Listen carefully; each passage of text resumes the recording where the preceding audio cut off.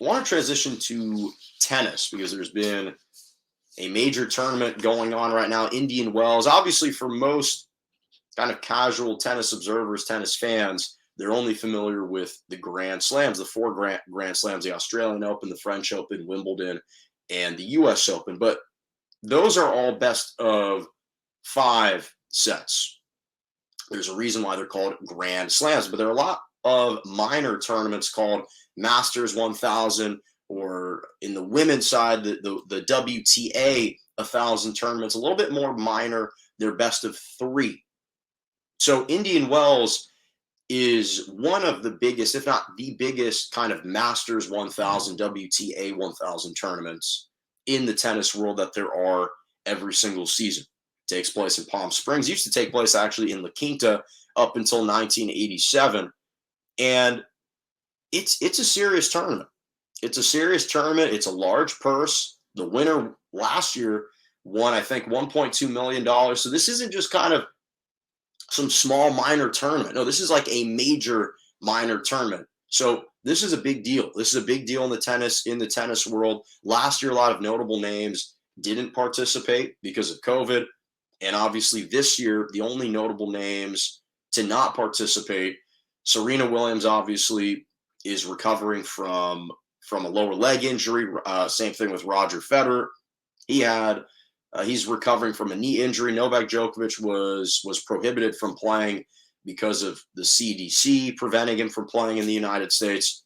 But outside of that, a lot of the notable names have been present and have been playing. And when I look at the men's draw, because so far the first three rounds have been completed on the men's side. In the women's side, they're playing the quarterfinals, I believe, today. And the men's fourth round is today. So, well, it could be the quarterfinals on Friday or Thursday. That's kind of where we're at, though, in the middle of the tournament. But I want to start with the men's draw because there's a lot of interesting players that have advanced so far, one of which, Gael Monfils, who's 35, the Frenchman, just continues to stay relevant. And I know a lot of people have kind of forgotten about Gael Monfils, and he is arguably perhaps the most athletic player to have ever played the sport. There's an argument to be made how crafty he is. When people think about Nick Kyrgios and kind of his eccentric personality, that used to be Gael Monfils, just a little bit milder, without the backlash, I guess you could say. And the commitment has always been there for Gael Monfils. He's a tremendous athlete, just kind of a wizard on the tennis court. His ability to slide and try trick shots. He's always been an entertainer. And so I'm happy for him at age 35. He's still participating. And he's doing well. He's into the fourth round. You got Cameron Nori still in as well. He won the Indian Wells tournament last year. Again, this is a guy who slowly started to ascend out of the UK. And it's not because he's a powerful player. He's not a power hitter. He is just very consistent. He's very consistent. His placement is excellent.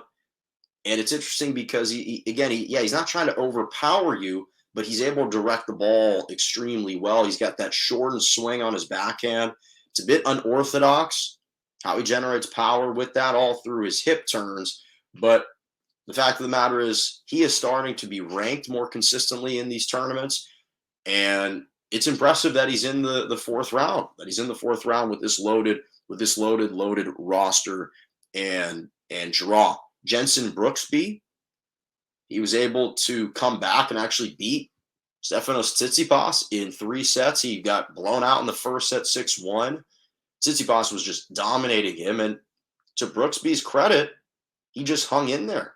And this is an American, a young, promising American who is just fearless when he plays.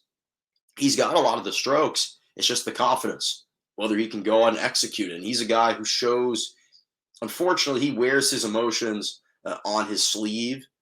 And I say that because it makes it a little bit more visible to your opponent when he's frustrated. He doesn't shy away from trying to hide that, which can sometimes be a weakness at times. But this is a really talented young player, and arguably just collected his biggest win of his career against Tsitsipas. That was impressive.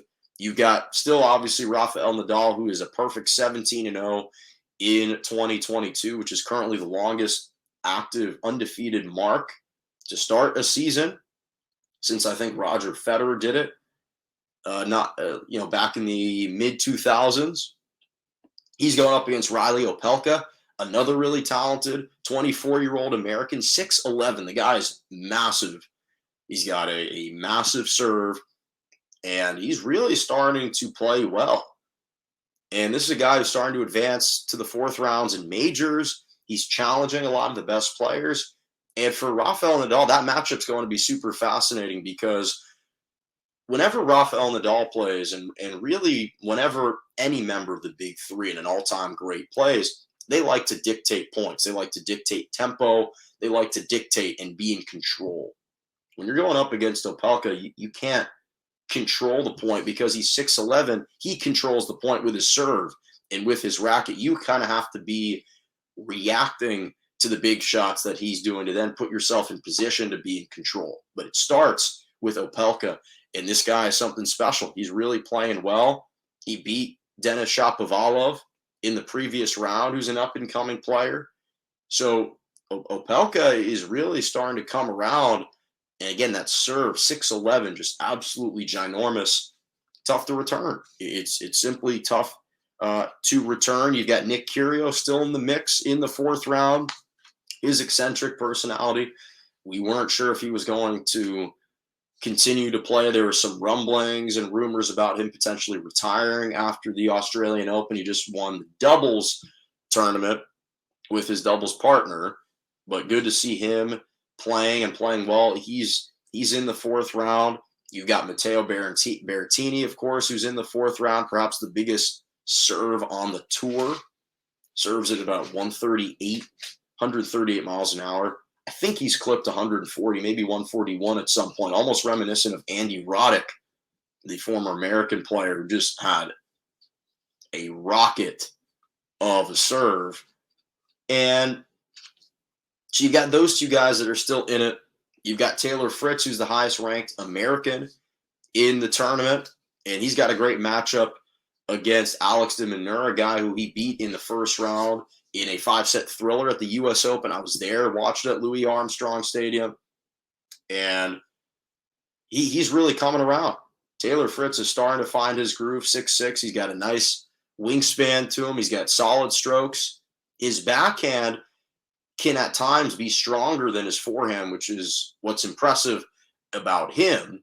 Obviously, the mobility at 6'6", and same thing with Opelka and John Isner, who's also in the tournament at 6'11", starts to be a little bit concerning because it's tough to move laterally like that at that big size, but he's actually a lot more athletic and mobile than you might think. Obviously, the son of a former professional female pro tennis player, Kathy May Fritz, was a player in her own right, so there's obviously tennis genes in that sense.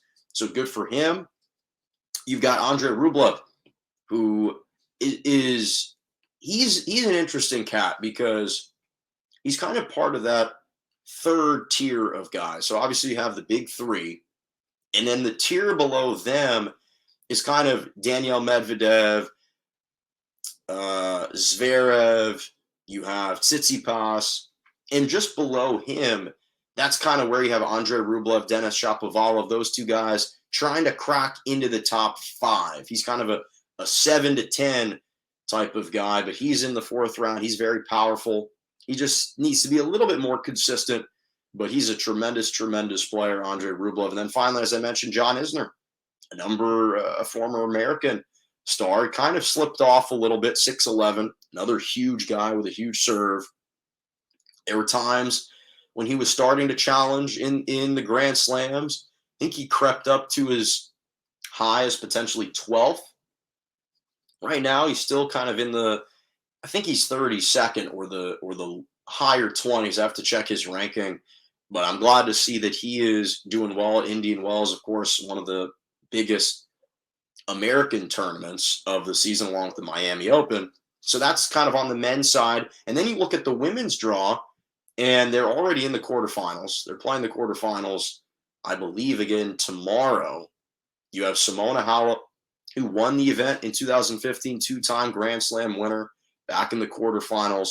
She's a really talented player. The American Madison Keys, who has really come on strong as of late, reached the final at the Australian Open this past year, lost to Ash Barty. But Madison Keys, another just ruthlessly fearless player, hits the ball extremely hard, pounds it from the baseline, forehand, backhand, doesn't matter. She's very talented, is really starting to have a nice 2022 campaign. She's through to the quarterfinals. Paula Badosa, who won the tournament last year at Indian Wells, back in the quarterfinals. So that's exciting. So it's very interesting to see, to be watching the tournament right now, to be seeing kind of some familiar names that maybe we had forgotten for a little bit back on the tour and playing well and already through the fourth round in the quarterfinals of Indian Wells. It's a tremendous, tremendous event to go to Palm Springs, and it's fun for tennis fans to be watching that.